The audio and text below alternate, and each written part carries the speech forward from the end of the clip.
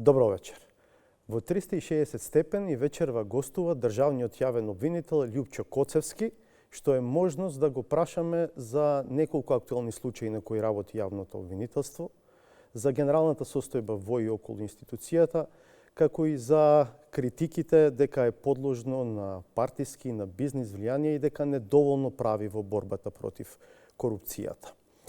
Коцевски беше избран за јавен обвинител на Република Северна Македонија на 13 февруари годинава, што значи пред околу 3,5 месеци.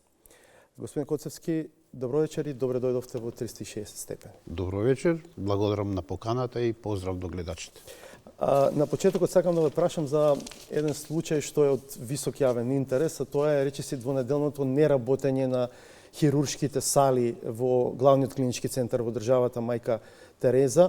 Објаснувањето е дека има проблеми со компресорскиот систем, според светочењата се појавува некаква непријатна миризба во хируршките сали, но очигледно е дека трпат пациентите, трпат граѓаните. Соопштивте како јавно обвинителство дека ќе преземете действија за да се провери дали во настанот има некакво кривично дело, дали постапивте и дали што откривте. Вака, јавното обвинителство постапи по известување, колку знам, на министерот за здравство. Нема поднесено кривична пријава против евентуални некои пријавени, туку само известување за она што се случило. Јавното обвинителство оформи предмет со тоа што почна и да презема одредени процесни действија. Има сослушано голем број на сведоци, материјални докази, со тоа што постапката се уште во тек. Битно е за јавното обвинителство во конкретниот случај дали евентуално постојат елементи на некакво кривично дело. А тоа би можело евентуално да биде диверзија од член 314 или саботажа од член 315 од Кривичниот закон. Дали имате индиции кои што ве водат евентуално кон За сега немаме индиции, значи тоа е едната работа која што јавното обвинителство ја испитува, а втората работа евентуално би можело да се работи за систем кој што е дотраен, имајќи предвид дека од она што го знаеме, тоа е системот е негде во функција негде околу 30 години.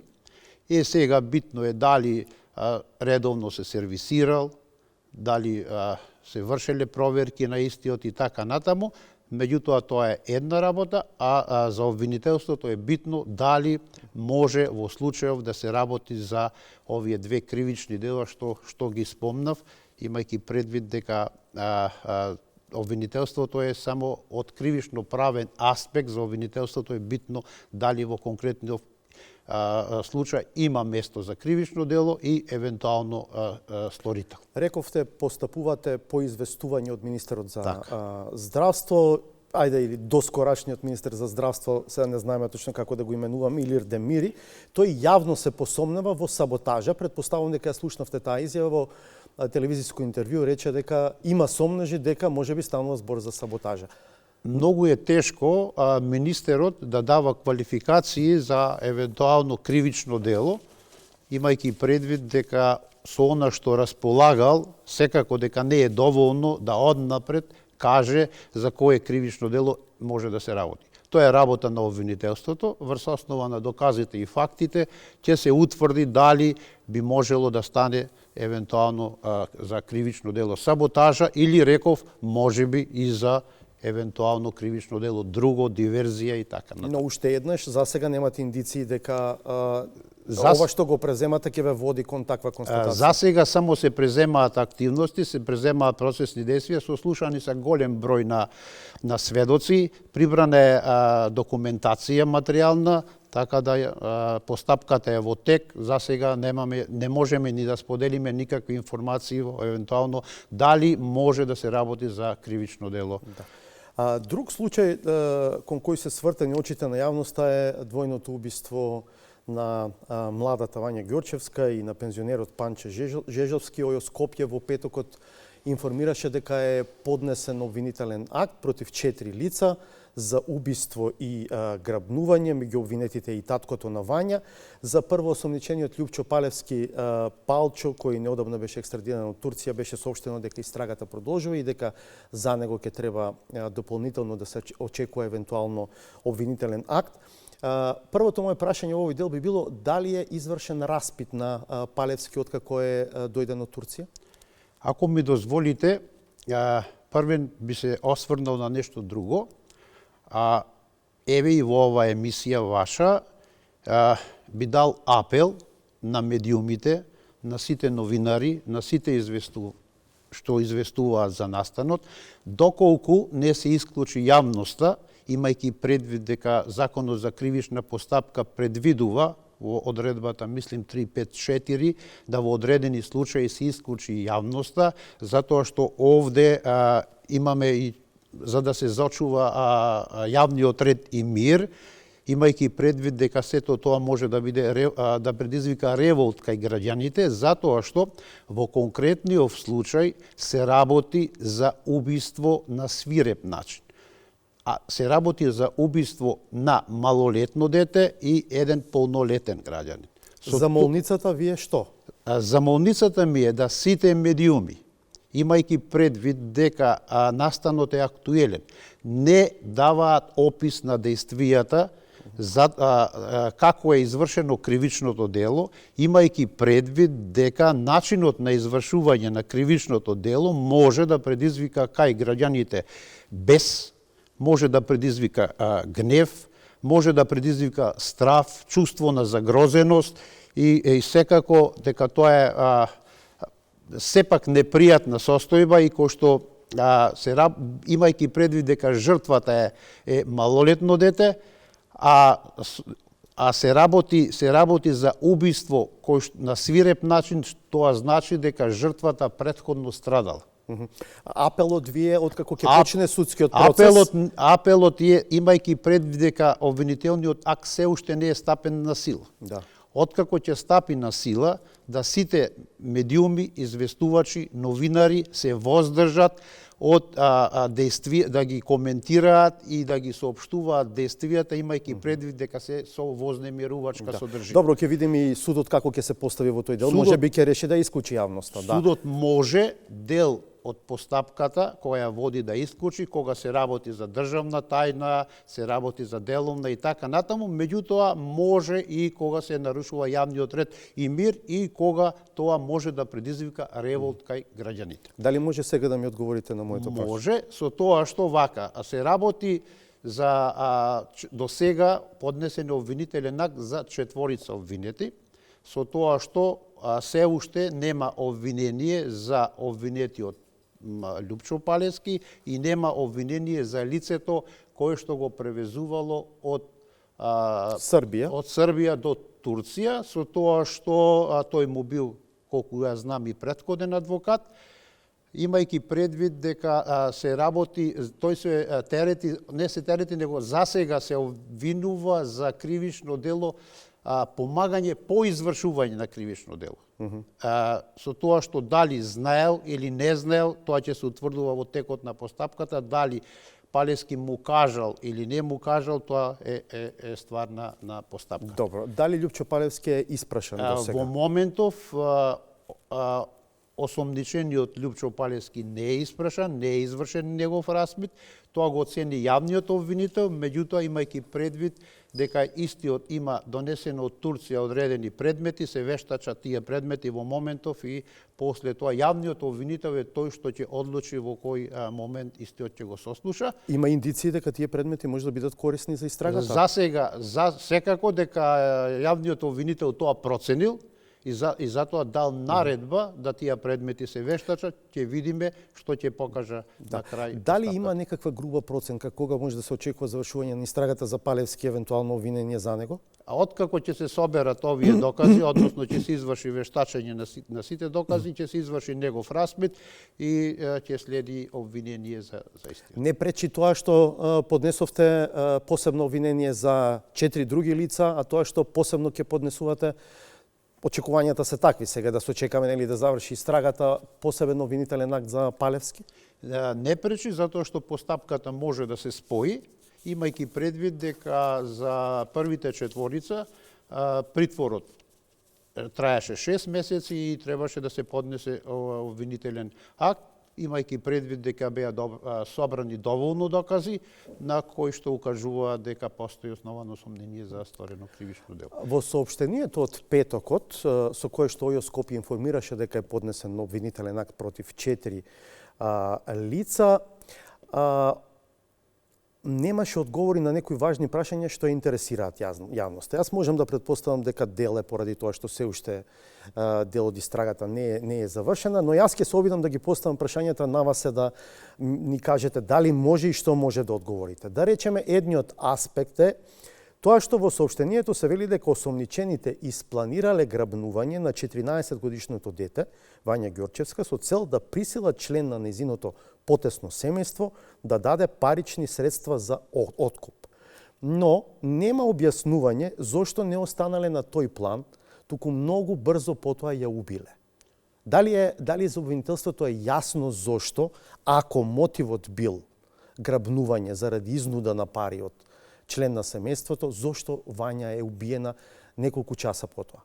Значи, мотивот е јасен и во обвинителниот акт, во описот на действијата, стои начинот на извршување на кривичното дело и мотивот по кој го извршиле. Јавното обвинителство даде известување токму на ова што претходното го кажав, да не евентуално се опишуваат сите действија кои што наведени во обвинителниот акт, токму заради евентуална вознемиреност на граѓаните и чувство на бес, гнев и така натаму, имајќи ги предвид коментарите на социјалните мрежи на сите граѓани за начинот на извршување на кривичното дело, на вистина сметам дека не треба да излезе. Сакате да кажете дека не се во контрадикција тоа што сепак првично мотивот бил грабнување заради изнуда на пари од член на семејството, со тоа што час-два потоа таа е убиена?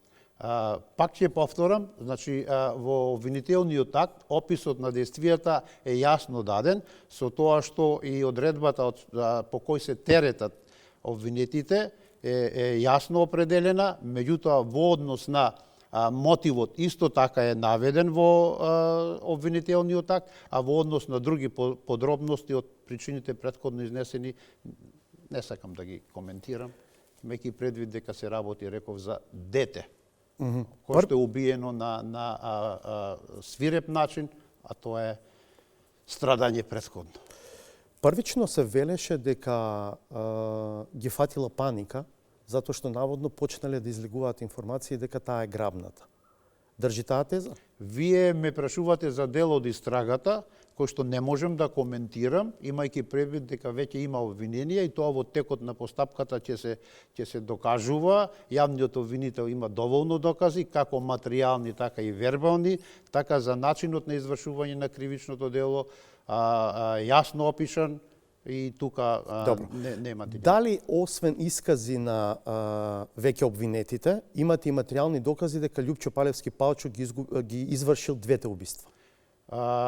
Јавното обвинителство располага со сите докази и токму врз основа на тие докази е поднесен и обвинителниот акт. Што значи дека освен вербални докази, има и материјални докази, има и обдукција, има и вештачење, така да и за дали начинот... Палевски е убиецот? Од она што сега стои во обвинителниот акт, сите се теретат за соизвршители, а пак ќе кажам дека на крај, кога ќе се подигне обвинение и за Палевски, ќе се знае целата фактичка состојба. Дали е пронајдено оружјето со кое се извршени убиствата?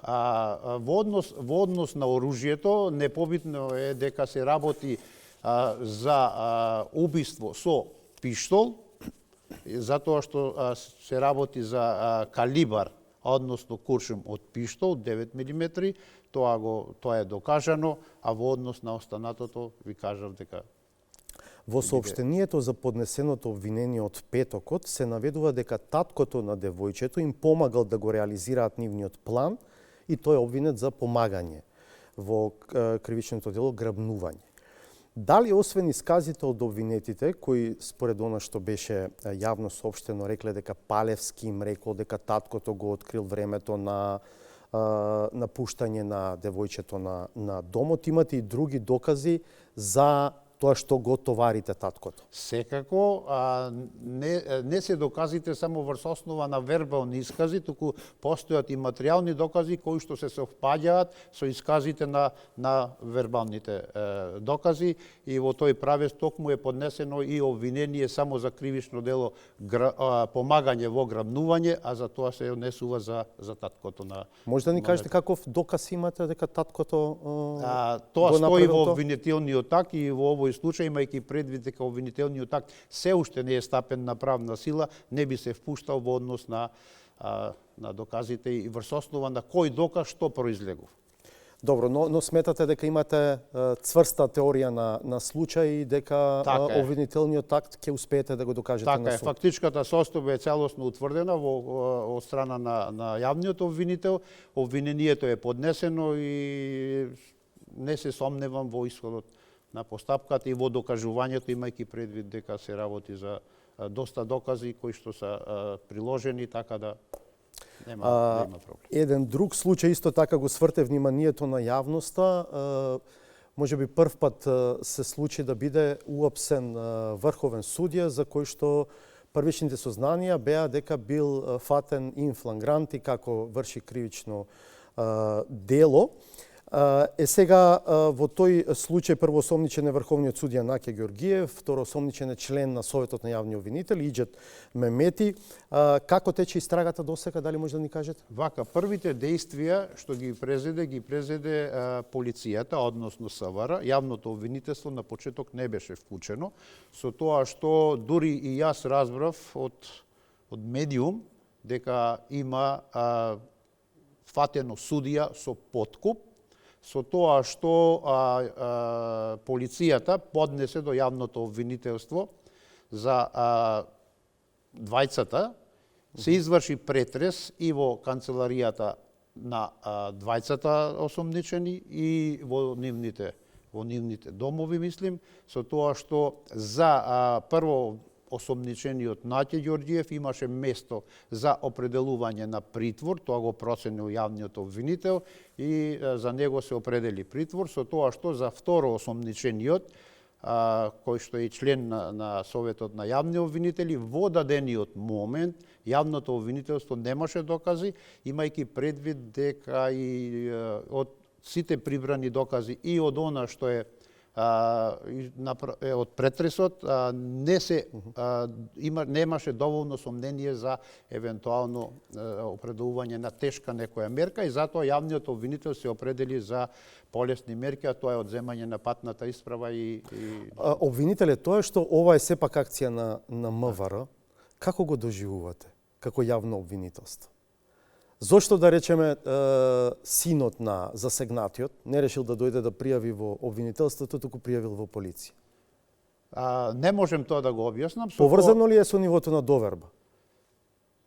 Тоа е можда убедување на подносителот, односно на тој што го кажал, тоа го спомнавте и синот, со тоа што можеби повеќе имал доверба во полицијата или поради брзината на действувањето, можеби тоа влијаело, меѓутоа не можем да кажам дека немал доверба во обвинителството, а во тој поглед можем да нагласам дека веќе формирав и оделение за заштитно пријавување, со тоа што секој може, кој има влијание евентуално или од политичар или било кој, да може да пријави, тоа ќе има надлежно. Може малку повеќе да кажете околу тоа, каде може да се обрати тој што да речеме сака да пријави? Значи може да се обрати лично кај државниот јавен обвинител, меѓутоа тоа се работи за влијание на политичар, влијание на бизнисмен или евентуално коруптивно кривично дело. Како да ви се обрати? Може да се обрати кај јавниот обвинител или јавен обвинител што ќе го определи државниот јавен обвинител. Дојде долу на пријавница во обвинителство, како да се обрати во практична смисла? На начин за комуникација да пријави кривично дело од кој му врши притисок. Со тоа што зборим за судија или обвинител доколку има притисок од некој политичар, бизнисмен, влијателна личност, може да бара прием и да се обрати до јавниот обвинител, да ги каже кои се лицата, начинот на кој што тоа се бара и се влие, со тоа што после јавното обвинителство е тоа што ќе преземе и ќе делува натаму, секако дека тој понатаму ќе треба и да соработува со постапката. Ценам дека тоа е до сега прв пат, имајќи предвид дека на некој начин сепак поголема доверба ќе има да се пријави кај државниот јавен обвинител без никаков проблем или обвинител што ќе го овласти државниот јавен обвинител. Уште малку околу случајот во кој што се осомничени врховниот судија Наке Георгиев и членот на Советот на јавни обвинители Иџет Мемети. Што значи формулацијата од вашето соопштение дека прво осомничениот, се мисли на врховниот судија Георгиев, користејќи својата службена положба и предпоставено влијание, лажно ветувал погодности, значи лажно ветувал погодности за обвинет, татко на пријавителот, рековме тоа е синот на тој што е засегнат, во друга постапка што се води пред ОЈО за борба против организиран криминал и корупција, и лажно прикажале дека ќе извршат влијание заедно со второ осомничениот. Значи, моето прашање е што значи лажно ветувал погодности и што значи лажно прикажале дека ќе извршат влијание заедно со второ осомничение. Значи, во моментот, јавниот обвинител, кога го формулира описот на действијата, тоа произлегува од прибраните доказите што ги поднел пријавителот. Пријавителот во конкретниот случај е синот на обвинетиот кој што имал склучил спогодба и таа спогодба требало да ја одобри судот.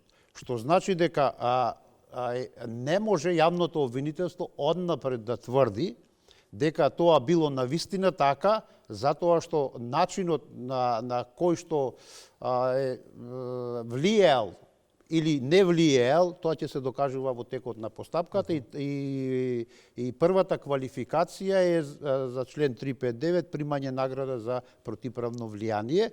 Натаму ќе видиме дали евентуално може да остане ова кривично дело, евентуално може да има друга квалификација на кривично дело, обезбедени се доказите, ќе се распрашаа сите и јавниот обвинител. Уште еднаш ова народски вака кажано. Можно е да му ги земале парите, лажејќи го дека може да влијаат на судија во основниот кривичен суд. Значи се е можно, ништо не се исклучува, имајќи предвид дека судијата бил граѓански судија.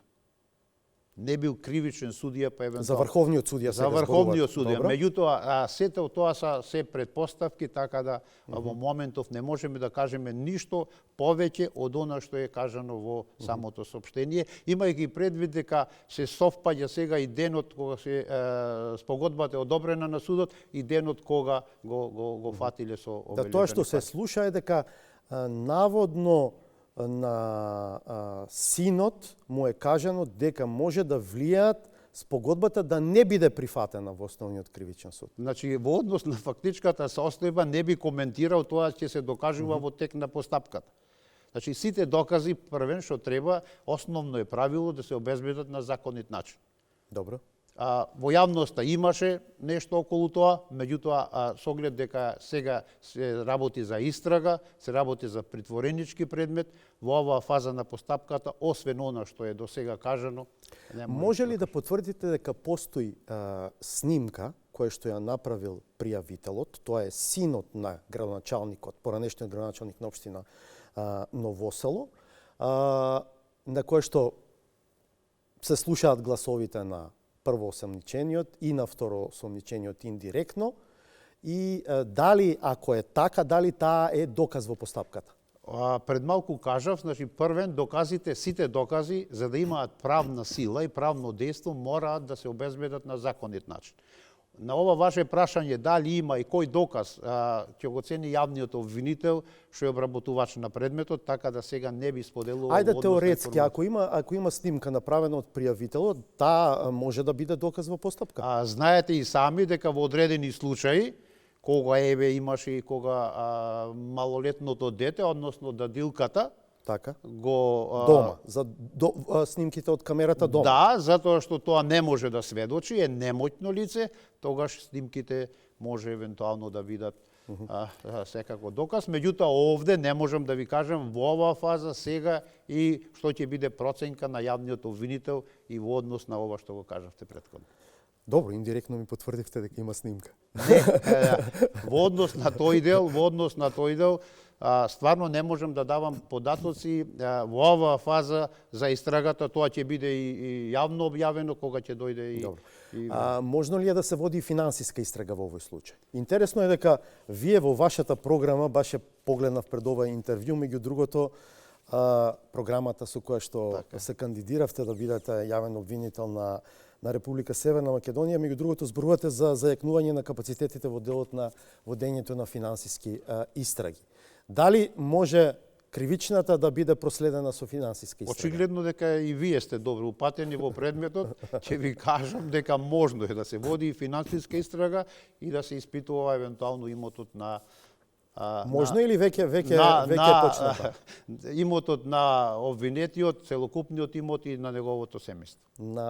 И на двајцата осомничени или за сега само на прво осомничени? Може би на двајцата проценка на јавниот обвинител ќе биде. Добро. Господине Коцевски, не е тајна дека корупцијата е голем проблем за земјава. Впрочем, и овој случај претходно за кој што зборувавме, ако се докаже во судска постапка дека навистина има вина кај врховниот судија и кај членот на Советот на јавни обвинители, може да биде доказ во таа смисла. Корупцијата е голем проблем и оценката за она што го прави јавното обвинителство е дека не се ангажира доволно. Вие може да аргументирате дека тоа е работа на перцепција, дека не е така, меѓутоа перцепцијата во јавноста е таа. Довербата кај граѓаните е прилично ниска. Што мислите, што е главната причина за тоа?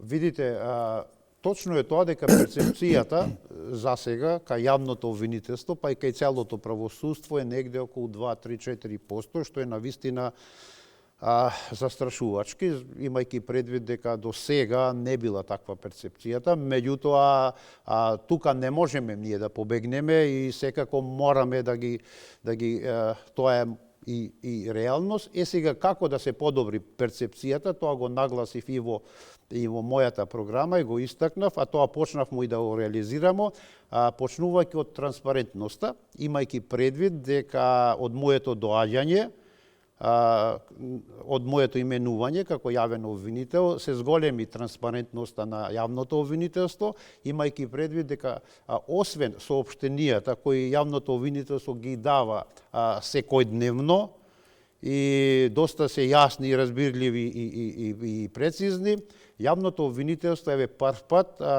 имаше брифинг, основното јавно обвинителство за организиран криминал имаше брифинг, присуствува околу 20 на новинари и присуствува јавните обвинители што ги имаат на работа на предметите и даваат отчет за сработеното.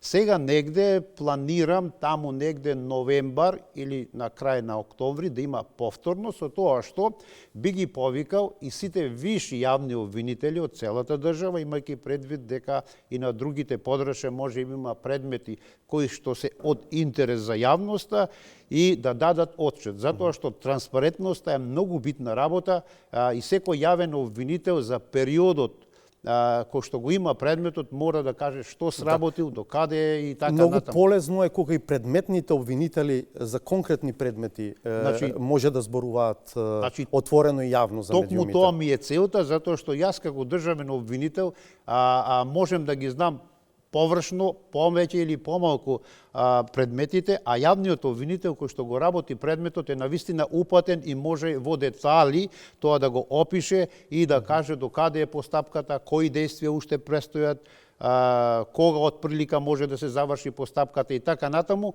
И со тоа што овој брифинг што беше во основното обвинителство за организиран криминал го покажа тоа, и јавните обвинители беа присутни, оние јавни обвинители кои што ги работеа предметите во тоа обвинителство. Прито уште една да кажам опаска. Како се вели, многу пати одлучувачката улога или влијание е преку нечинење, а не преку чинење. Зборувам и за јавните обвинители, нели? Многу поважно е дали некој предмет ќе се земе во работа и ќе се работи, откако ќе се земе, како ќе му се пристапи. Не знам дали колку сум јасен, меѓутоа претпоставам ме разбирате што сакам Вака, до сега кажам. јавното обвинителство постапува по секој предмет. Секако дека за предметите што се во интерес на јавноста може да се даде предност, меѓутоа многу битно е и да се соберат квалитетни докази за подигање на обвинение. Што значи дека не е тоа дека другите предмети не се работат, меѓутоа тука постојат многу фактори, како објективни, така и субјективни. Во однос на објективните фактори, можем да ви кажам дека има повеќе. Да, ви се случи да речеме повеќе лица да завршат на така наречената американска црна листа и за дел од нив потоа да се покаже дека предмети стоеле во фиолка, па наеднаш обвинителството да се разработи, па да гледаме обвиненија. До каде сте со евентуални постапки за тие лица? Вака, јас можам да зборувам за периодот откако бев именуван за јавен обвинител и сега еве во тој дел, не е тоа само моја заслуга, тоа е заслуга на јавните обвинители кои што работат. Еве, например, за овие 3 месеци, 3,5 колку сум јас, за градоначалникот на општина Струга има поднесено 4 обвиненија, а и денеска уште едно 5 обвинение за кривично дело 353 несовесно работење во службата. Така да, од моите информации има околу, не знам точна бројка, можеби уште 5-6 предмети во основното јавно обвинителство Струга, така да во однос на тие предмети... Ова новото обвинение на што се однесува? Несовесно работење во службата се однесува на именување на директор од 2018 до 2022 година.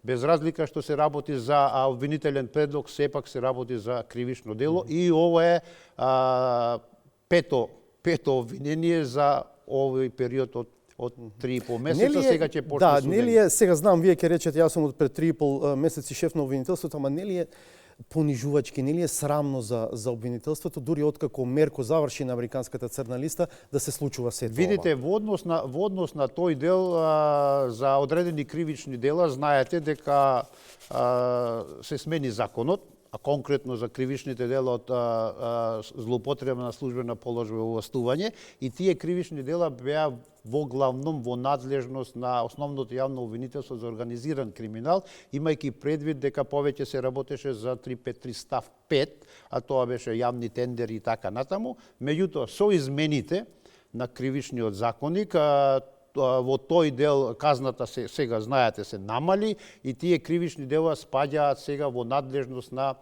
основните јавни обвинителства според местото каде што е извршено кривичното дело. Можеби во тој дел јавното обвинителство сметало дека има доволно рок, имајќи предвид дека кривичното дело на злоупотреба службена положба и овластување од 353 став 5 беше најмалку 4 години, па имало и сигурно и некое друго кривично дело и така натаму, меѓутоа сега кога се скратија роковите, јавните обвинители се поажурни, имајќи предвид да ако што е можно да се спаси и да ги останатите кривични. Имаше еден карактеристичен предмет за кој што предупредивте на вашето прво интервју, поврзан со членот 353.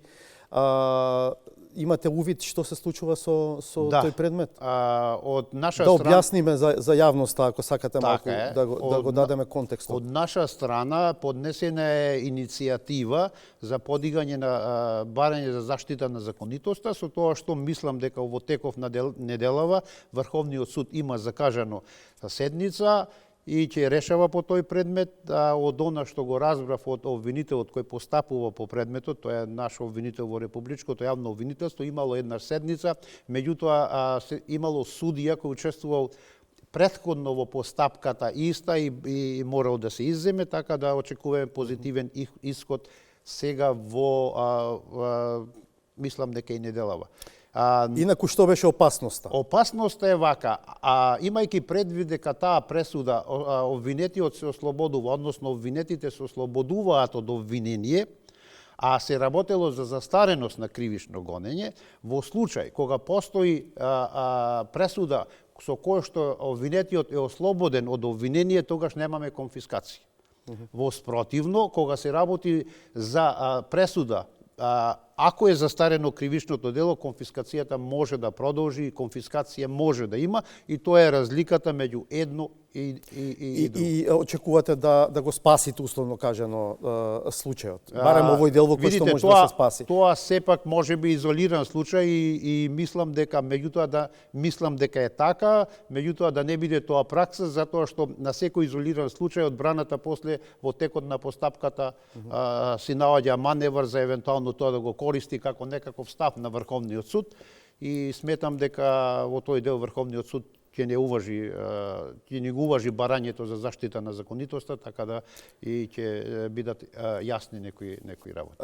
За некои поопшти, а сепак важни теми, по изборите на сцена кај нас е промена на власта, собранието е конституирано, мнозинството е исцртано, се очекува формирање на нова влада.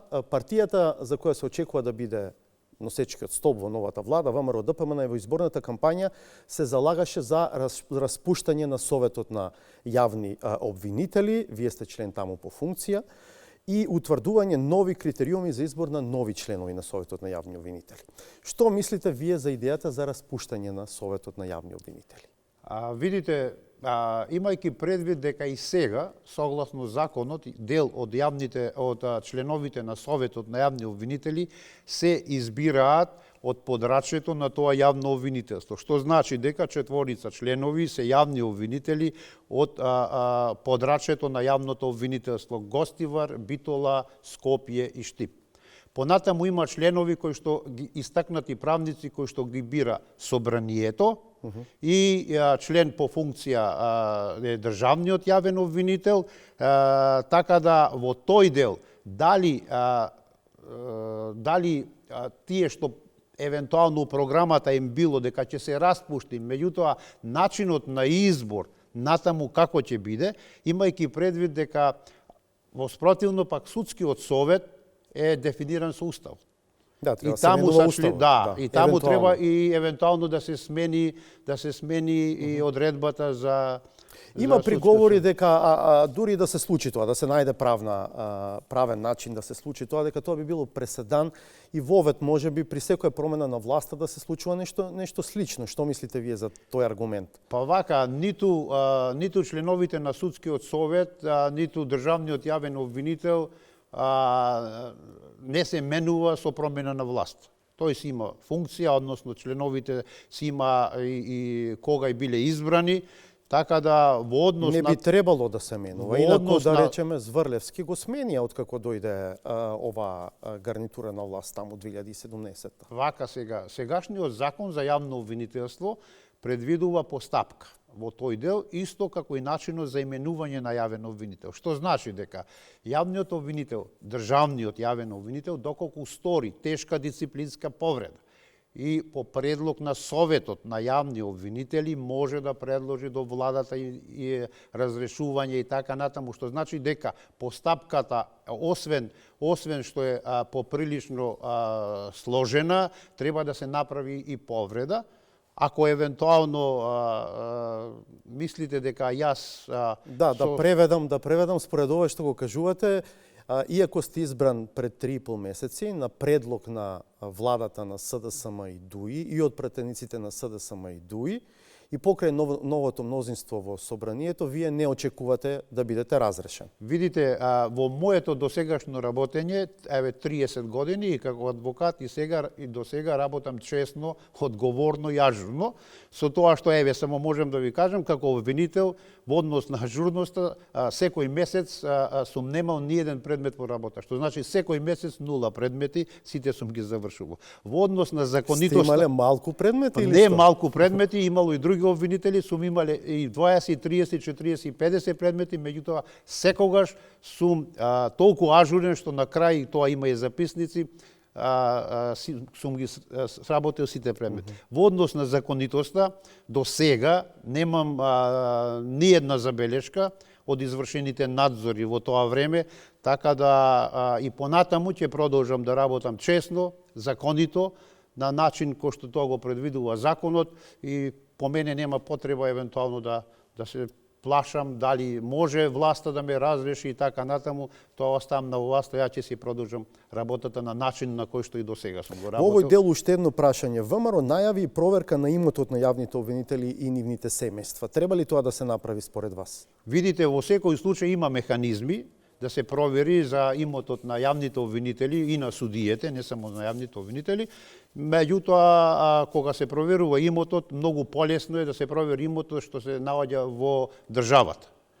Иако често пати може тој имот да биде на роднини, на пријатели, на кумови, на не знам кои врски таму, со тоа што најголем проблем е евентуално доколку се работи за некој голем имот несразмерен, што се наоѓа во странство, тогаш е тешка постапката и многу тешко се доаѓа до идентификација на имотот. Сакате да кажете дека дури и да се тргне во таква акција може и тешко да се дојде не тешко, до имотот. секако дека може да се има успех, имајќи предвид дека во Македонија имотот може да се идентификува, иако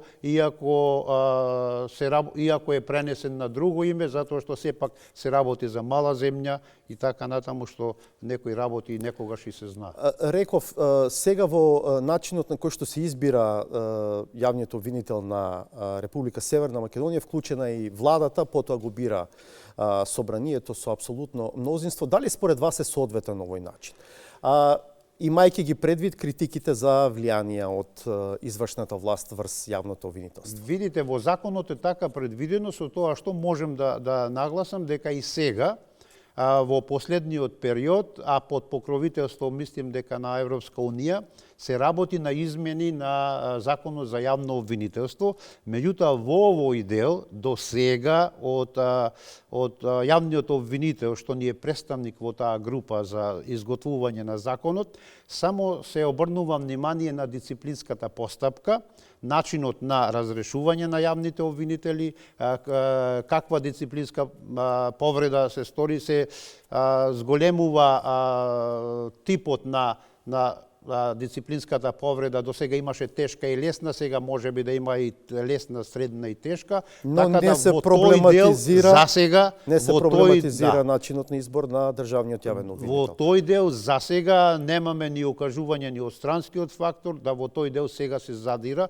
Така да, а за начинот на избор на јавниот обвинител, еве имавме јавен обвинител што беше избран со гласање од страна јавните обвинители, тоа е јавниот обвинител, шефот на организиран криминал. Така да во тој дел за сега помина со многу реакции. Добро, помина со, меѓутоа еве сега почиња со транспарентност и ценам дека добро напредува. Да видиме дали како ќе се развиваат работите во тој дел понатаму. Во однос на предизвиците со кои што се соочувате како институција, кадровски, просторни, финансиски, се најавува конечно дигитализација во вашата работа. Што ќе значи тоа? Вие сега работите главно со хартии, така? Работиме и дел од предметите се убацуваат во компјутерскиот систем, меѓутоа имавме средби со представници на Европската унија со тоа што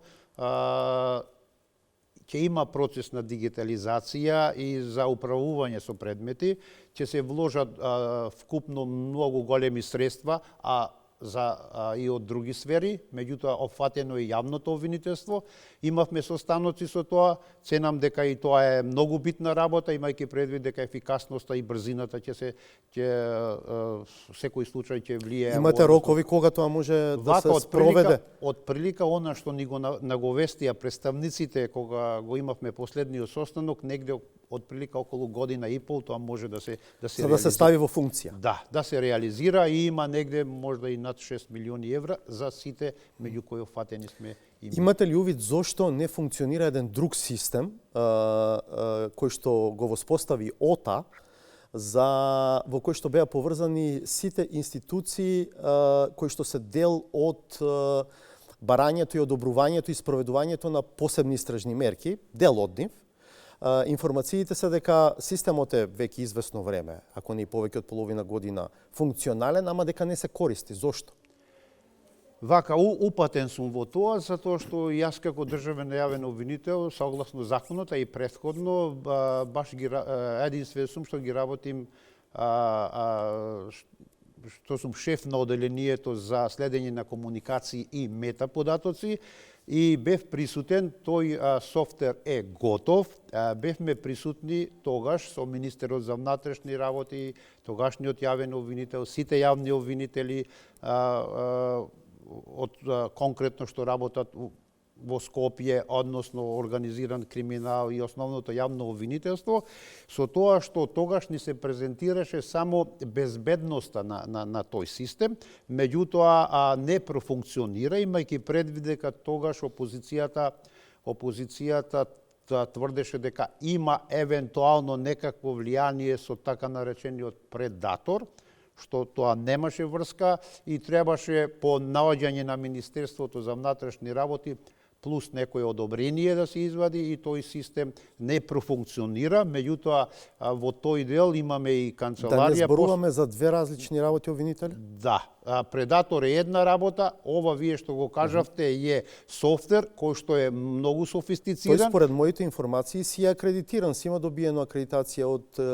како се вика институцијата за класифицирана информација. Меѓутоа по наоѓање на Министерството требаше уште некои формалности и од тие причини не се пушти, со тоа што имавме одредени обуки. Ценам дека тоа ќе биде добра работа, затоа што неопходно е таков систем, со оглед дека се работи некогаш за навистина тешки кривични дела, почнувајќи од тероризам и финансирање. Може ли некој да има интерес тоа да не профункционира, за да може вака со хартии да врши влијание какви што евентуално сака?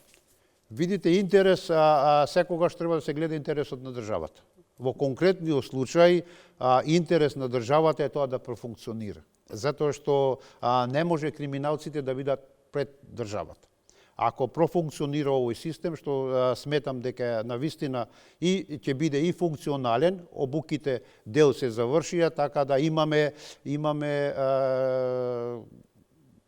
специјална соба кај што треба обвинителите да работат и така натаму, што значи дека во тој дел сметам дека секако и новата власт што ќе дојде со аргументирани причини, доколку и нас не прашаат, имајќи предвид дека јавното обвинителство даде поддршка за профункционира таков систем, а секако тоа е во интерес на откривање на криминалот и евентуално превентивно делување на евентуални сторители на кривични дела. Кратко, обвинителката од ОЈО Скопје Ленче Ристовска, иако пред околу 3,5 месеци беше именувана за јавен обвинител за врска со Европравда или Евроджаст, како се вика институцијата, не може да замине за Хаг затоа што нема пари. Планирате ли да го решавате некако тој проблем? Вака, тој проблем го решивме, со тоа што иако огласот беше минатата година, јавното обвинителство не предвидело за... Море 2022 да не беше. За јавната обвинителка не предвидело парични средства да оди во Хаг.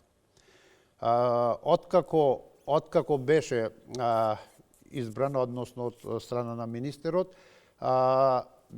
од страна на владата се задолжи Министерството за финансии да обезбеди одредени парични средства да таа замине во Хаг.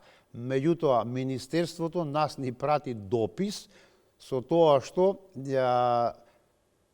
се смени, владата го сменила задолжението на Министерството за финансии и ни пратија допис дека јавното обвинителство сега треба да обезбеди средства и јавната обвинителка да биде испратена во Хаг, со тоа што после тоа со ребаланс на буџетот ќе ни ги додела нашите средства. И кога ќе оди Ристовска во Хаг? Сега, само да довршам, се извинувам, имајќи предвид дека јавното обвинителство нема доволно средства, а сега следуваат одмори во разговор со јавната обвинителка, со нејзина изјава, чекаме ребаланс на буџетот и имајќи предвид дека работи сега, има и канцеларија во јавното обвинителство, во Републичкото јавно обвинителство, работи од далечина, работата не трпи, повремено оди во Хаг по потреба, така да од 1 септември најверојатно ќе биде упатена секако претходно да со ребаланс на буџетот се обезбедат средства, имајќи предвид дека ние сега, доколку дадеме такви средства, можеби и ќе нема пари дури и за плата, а имајќи предвид дека во последно време сите јавни обвинители па и вработени тужат за одредено право од работен однос, а тоа е регрес. За последните 3 години тужат за регрес И добиваат.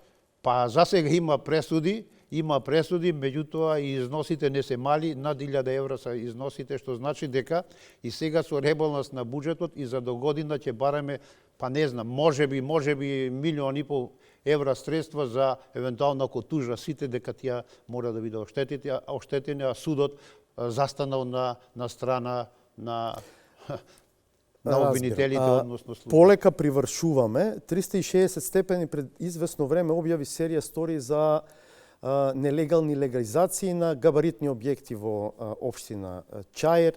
Покажавме повеќе од 20 примери на стамбени згради со стотици, илјадници станови, кои што не постоеле во март 2011, кога е последниот рок кога требало да постојат за да може да биде побарана нивна легализација, а во меѓувреме се легализирани, имаат собственици, имаат станари. Обвинителството отвори предистрага. Дали знаете до каде е таа предистрага? Токму така, подопрен глас од вашата емисија, обвинителството отвори истрага, се прибираат докази, како материјални, така и вербални, постапката е во тек, не можем никакви во моментов евентуални детали за тоа да ви кажам. Се работи за навистина неколку згради таму и кои што биле изградени на диво, а после тоа се легализирани. Можеби тоа и не е единствен случај во Македонија. Не, сигурно не е единствен, ама некако беше сигнификантен, оти беа во една општина. Општината ги легализирала со тоа што од она што го вие објавивте дека не можело да ги испитува изјавите кога на градителите, да речем, односно на потенцијалните собственици што барале легализација, дали се валидни или не. Што е наивно објаснување, искрени да бидеме, најден е начин како да се заобиколува законот, а очигледно е дека во март 2011, како што вели законот, до кога морало да биде оформена градбата, тие не биле на терен, не постоеле практично како градба. Доколку има кривично дело, обвинителството ќе постапи и ќе бидете известени вие јавно. И само уште за еден случај ќе ве прашам. Ојо ГОК пред месеци, ако не и година дена, отвори предистрага за тендерот за избор на надзор над изградбата на дел од автопатските делници од коридорите 8 и 10Д, ги гради Бехтел Јенка, ете како референца за јавноста. Што е досега преземено, дали има напредок во таа предистрага? Секако преземено се доста работи, се работи таму за конзорциум од 3 фирми, кои што се испитуваат, до сега има некои нелогичности во договорот, се преземаат действија и ја сметам дека па можеби и набрзо јавното обвинителство ќе излезе со јавно обвинителска одлука, така да ова е најава дека дури може истрага да се отвори? Па за сега не можем ништо да кажам, така да ќе видиме натаму. Има нелогичности во однос на договорот. Има таму една фирма што не учествува, што не била како фирма, не работела тоа е на управителот. Electra Solutions се вика фирмата, да. Таа дури и немаше ни лиценца потребна, ја обезбедила во текот на тендерот практично. Така е, токму во тој дел се испитуваат и некои други работи, така да обвинителството ќе има јавна обвинителска одлука. Добро, ова е интересна информација. Ви благодарам што бевте дел од 360 степени. Сигурно со вас има и многу други теми што може да се разговараат, но верувам дека ги избравме интересните оние кои што јавноста ја интересира. Се надевам, благодарам на поканата и секако ќе останеме во контакт, да. По секој случај. Поздрав до гледачите. Благодарам. До крај, одгледајте ја новата саботажа. Ве поздравувам, се гледаме повторно в четврток во 20:15. Пријатно.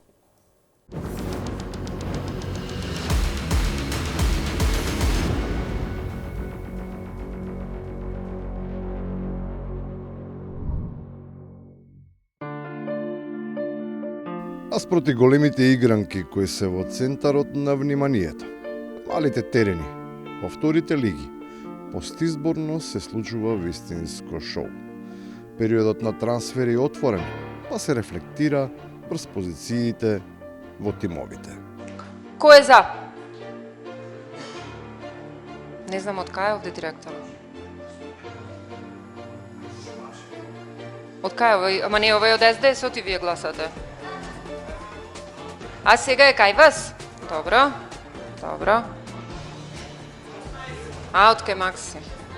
Дилемите се сериозни, се гласа на непознато и посеќавање.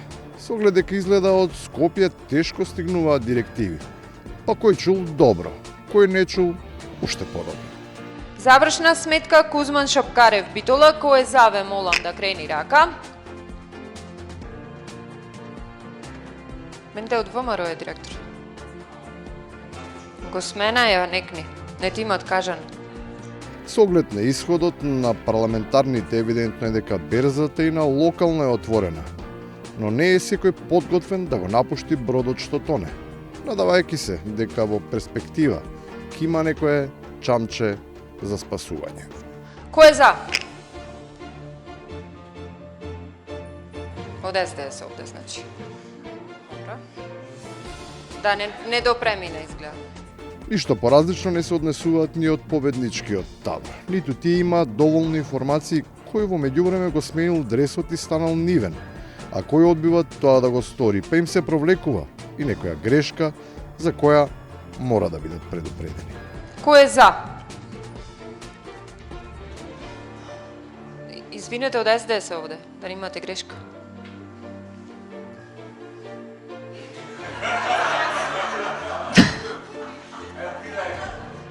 Бидејќи на овој начин не може доволно да се помогне, за да не се појавуваат дополнителни забуни и работата да се тера мазно. Советниците мора однапред да бидат известени за чие кадровско решение ќе треба да се изјаснат. Ајде, молам, концентрирајте се малку. Кој е за? Значи од директорот и од ВМРО. Кој е за? Па се да ви помогнам за гласањето, гледам така се гласа. И на крајот, кога нечија волја не смее да биде пренебрегната, па решението се носи со консензус. А овој директорот е од министерот назначен. Кој е за? Така сите ќе гласате сега. Дека од министерот. Локалната самоуправа е само еден сегмент од власта. Таа не функционира ништо поразлично од централната или судската. Затоа и сме таму каде што сме.